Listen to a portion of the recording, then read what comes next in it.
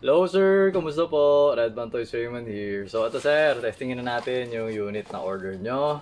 So this is the WE Beretta M92. So ito tayo, no? Silver. Okay? Ayan sir.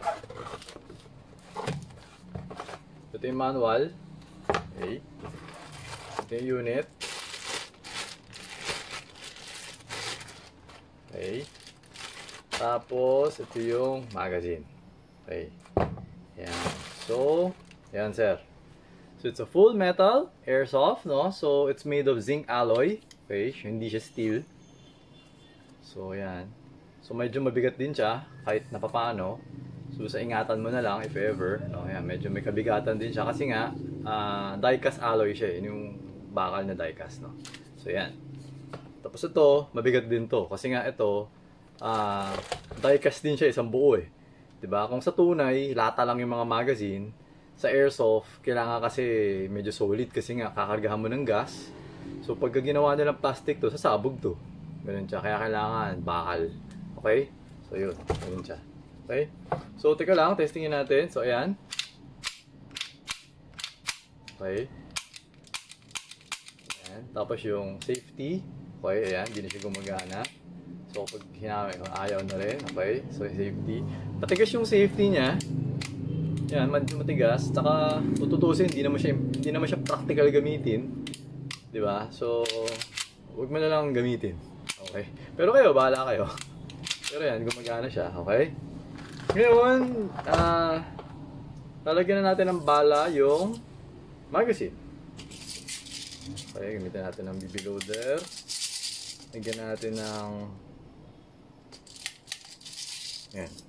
So, 1, 2, 3, 4, 5, 6, 7. Lagyan natin 7. 7 lang. Kasi nga, pag bago, konti lang yung gas na pumapasok sa kanya. So, walang kwentang lagyan ng maraming BB. Tsaka parang hindi rin siya malaspag. No? So, yun. Okay. So, yan unit. Tapos, bubuksan natin ang ating chronograph para ma-check natin ang power.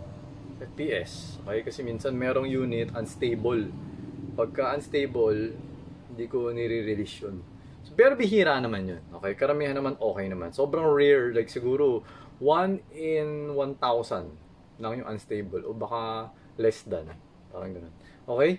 So ayan, so may BB na tapos ito na. So papasok natin. Always remember to keep your trigger finger out. Okay? Pasok natin. Ganun. So, pasok mo lang siya hanggang sa tumunog siya. Ayan, ganyan. Yeah. Sakto lang. Saktong lagay lang. Diba? Ngayon, kahit ang dahan-dahan, pwede rin naman yata. Tingnan, dahan-dahan. Eh, pwede rin eh. Diba? Pero, syempre, yung sakto. Ayan, o, diba? Saktong lagay. Okay? So, ayan. So, ito yung magazine release, no? So, pag pinindot natin yan, teka lang, sasaluhin naman ito. Sasaluhin ko. Teka, hindi ko mapindot eh. Yun, nahulog. Nahulog siya dun sa box niya, okay? So, ganun siya. So, ingatan mo yan. Hindi naman basta-basta mapipindot yan. Ayan, nakata mo. Above the finger naman siya. Okay? So, yan. If ever na first time kayo humawak ng baril. And always remember to make sure that the muzzle, no, it's always pointed at a safe direction. Ganun lang naman. Palagi nyo tatandaan nyo, pag may tao dito, huwag kayo nakaganon. Kahit sabihin natin, naka-trigger finger out ka, hindi pa rin. Kasi baka masanay. Alam niyo, sanayin mo na maging mindful ka kung saan nakatutok to. Yun yung importante. Okay? So, yan. So, dito, wala naman tao dito kasi nga, 8:30 na actually, sir. 8:30 na. So, overtime, kasi nga, natatambakan kasi ako, kaya parang, sige, process ko na to. Para bukas, marami pang nakapili. Okay. So, yan na. Yan. So, yan. Yung maganda sa sa silver, pwede punasan. No, kasi nga nagkakaroon siya ng fingerprint ko eh. So pinupunasan ko lang konti. Ayan. Okay. Ayan. Pasok natin. So, pasok natin. Kakasalan natin. So ikaw bahala paano mo kakasayin. Pwedeng pa ganun. Pwedeng pa ganun. Pwedeng dito. Ayan. Ginaganyan ko para mapakita ko sa inyo yung bala. Tapos bibitawan na natin. Diba? So nalagay na yan dun. Nandun na sa chamber. So to, ready to fire na to. Okay? So ito na. Ready na yung FPS. Okay? Firing. Ayun. So, ilan yun? 354 PS. Makikita nyo naman yung recoil. Okay, usog ko. Ayan. Ayan. Yan, nag-blowback siya, no? Blowback. So 350 blowback. Okay? 346.8, 347. Okay, stable naman siya. 347, 347 pa din. 341, okay. Bumaba na siya konti.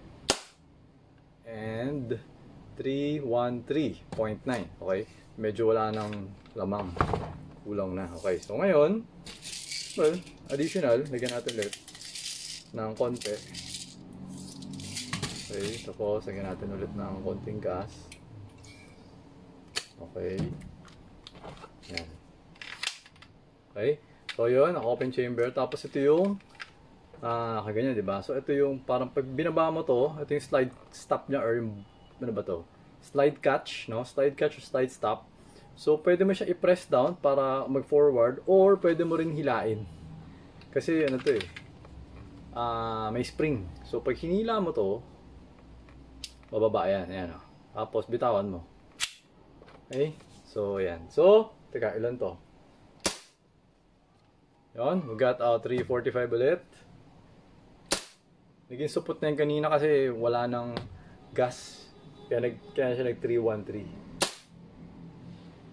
Kasi nga pag brand new yung mga units, konti lang talaga yung gas na pumapasok sa loob. Ayan, 345. Sobrang stable, 345. Hanggang sa naubos na siya, 349.2. Okay? So, yun sir, okay na tong unit nyo, na-testing na natin. And actually, hindi, pwede ka pa testingin ko pa pala yung accuracy, pero hindi ko na mapapakita sa inyo yung accuracy. Siguro, pipicturean ko na lang yung accuracy test, kasi doon yung accuracy test eh.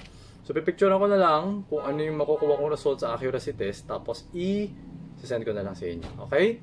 So, ayun. So, ayun sir, thank you for your order. Until next transaction po, always remember to stay safe, stay great, be good, and be thankful always. God bless po sir. Bye-bye.